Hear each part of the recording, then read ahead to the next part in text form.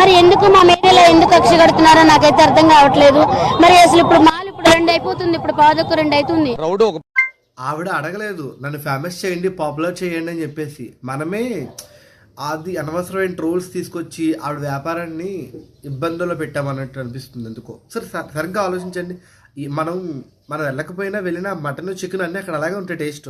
But ఏంటంటే 40-50 కిలోమీటర్ల నుంచి బైకుల మీద కార్ల మీద ఆవిడని చూడడానికి వచ్చి ట్రాఫిక్ అంతా ఫుల్ అయిపోయి ట్రాఫిక్ పోలీసులు వాళ్ళందరూ వచ్చి ఆవిడ మీద కేసు పెట్టడం, షాప్ ఓపెన్ చేయొద్దని చెప్పడం. సో చాలా చాలా స్ట్రగుల్స్లో ఉంది ఆవిడ. దేనివల్ల? మన వల్ల ఎవరికైనా మంచి జరగాలి తప్పించి చెడు జరగకూడదు. సో గైస్ ప్లీజ్ అలాంటివి ఎవరు చెయ్యొద్దు. ఇప్పుడు ఆవిడ చాలా స్ట్రగుల్స్లో ఉంది, ఆ వ్యాపారం కూడా తీయొద్దు అని చెప్తున్నారంట. సో అలాంటివన్నీ రీజన్స్ ఏంటంటే మనలాంటి వాళ్ళ వల్లే. సో ఏం చేసినా కొంచెం ఆలోచన చేయండి. నేను ఎట్లా చెప్పాలి కూడా నాకు అర్థం కావట్లేదు. ఎందుకంటే ఆవిడ నేను నాకు వీడియోలో నేను రమ్మన్నానా, నేను చేయమన్నానా, మీ